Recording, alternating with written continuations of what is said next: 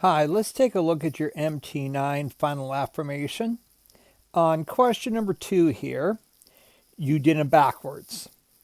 When you're inside the parentheses, that's a horizontal shift. So the first one, we should have gone 4 to the right. Where you just have x squared plus 1, when you're just adding 1, that's a vertical shift, so you should have just gone up 1. And that's what we had to do for that question. Now in this question, you're on the right track, but you didn't write your problem in standard form right here. And so it really made everything you did wrong. You do subtract 4 from both sides, so you should have 5u squared plus u minus 4 equals 0. You have to have it in standard form in order to use the rules we use for factoring. Now, let's follow your rules for factoring. Now we want to multiply 5 times negative 4, that's negative 20. We want it to add to 1. So two numbers that multiply to negative 20 and add to 1 would be positive 5 and negative 4. I always like to write the negative first. So now we're going to write, instead of writing 1u, we're going to say 5u squared. Oh, you did it right here. I guess I was confused at what you did there. Okay. But then the other thing you did backwards, negative 5 plus 4 is negative 1. So it was just that one step you had wrong. And then you got these backwards. Then you're not so far off. So then we have 5u squared minus 4u plus 5u minus 4 equals 0. Now if we look at the first two terms, what goes into both of those? Well, just u does. So we got 5u minus 4. So you just had it kind of backwards there. And then what goes in the second, the only thing that goes into both 5u and 4 is 1. So you have plus 1 times 5u minus 4. Then notice our parentheses are the same, so we'll factor the parentheses out. 5u minus 4 times u plus 1 equals 0. And then we use a zero product property. 5u minus 4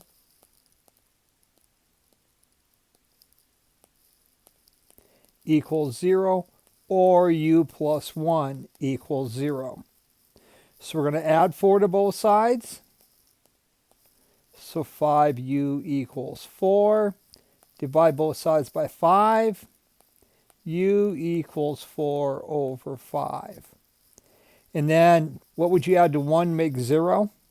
Well, you'd add negative 1. So your answer should be u equals 4/5, comma, negative 1.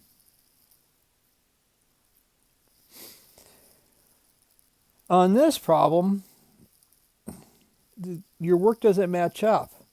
2x squared plus 12x plus 19, that's not the problem. So let's start with the vertex of function 1. Well, the vertex of function right here is at 2 and 5. Didn't have to do any calculations. Now let's use your formula. We know x equals negative b over 2a. We know a is 2, b is 12, and c is 19. So we have the opposite of 12 over 2 times 2, which is negative 12 over 4, which is negative 3. Then we want to find f of negative 3. So that's 2 times negative 3 squared plus 12 times negative 3 plus 19. Well, let's do the squaring first. We have 2 times 9 plus 12 times negative 3 plus 19. So 2 times 9 is 18.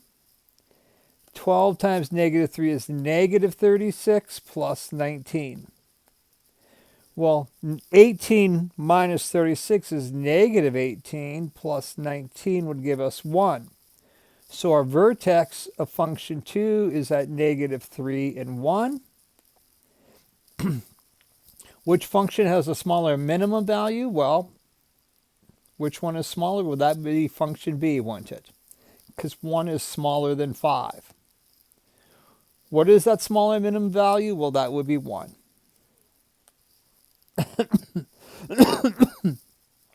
And there's your answer for that question. Okay. If you get a shape like this, that tells you made a mistake. We know the vertex of a parabola. I didn't see your work for this either. The vertex is going to be at h and k, so it's going to be at negative 3 and 2.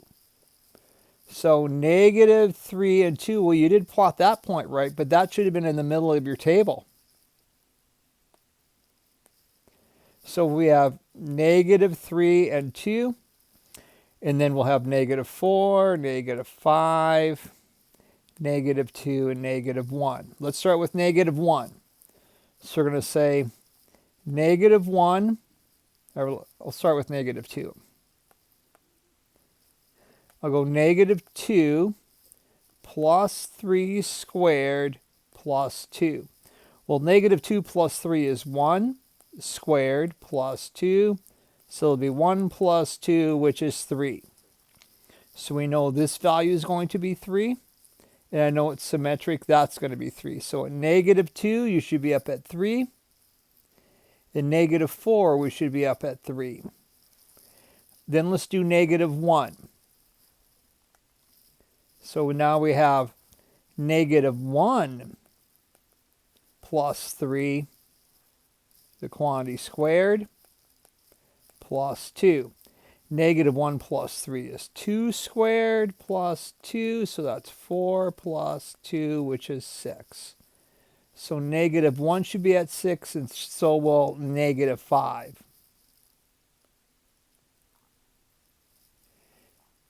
Now, if you do that correctly, then you'll get a parabola.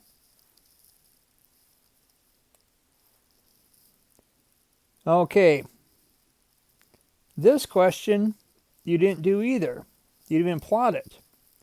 Our vertex, just like the last one,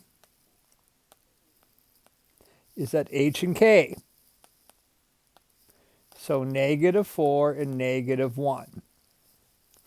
So I'm going to have x and y. I have negative 4 and negative 1 for my vertex. I'll put another couple points to the left, couple points to the right, and let's calculate those points. I always like to do the right one because I like to work with positive numbers, although it doesn't matter.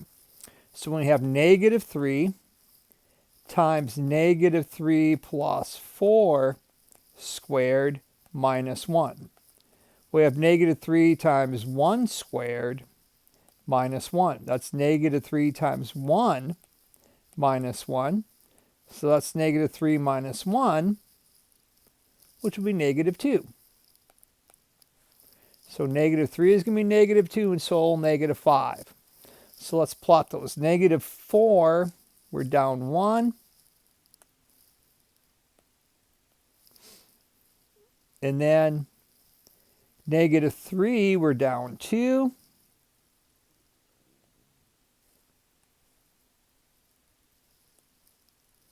And negative 5, we're down 2.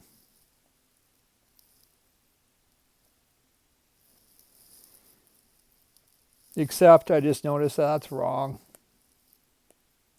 Negative 3 minus 1 is not negative 2. Negative 3 minus 1 is negative 4. That's kind of embarrassing.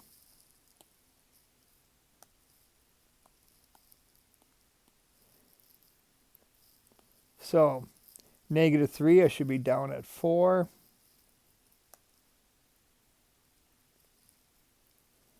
And negative 5, I should be down at 4. Now, let's do it for negative 2. So we're going to have negative 3 times negative 2 plus 4 squared minus 1. Well, that's negative 3 times 2 squared minus 1. That's negative 3 times 4 minus 1. So that's negative 12 minus 1, which is negative 13. So since it's symmetric, I know negative 2 is at negative 13.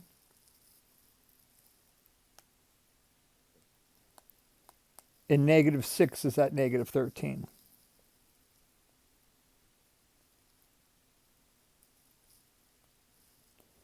And that's what your parabola should look like.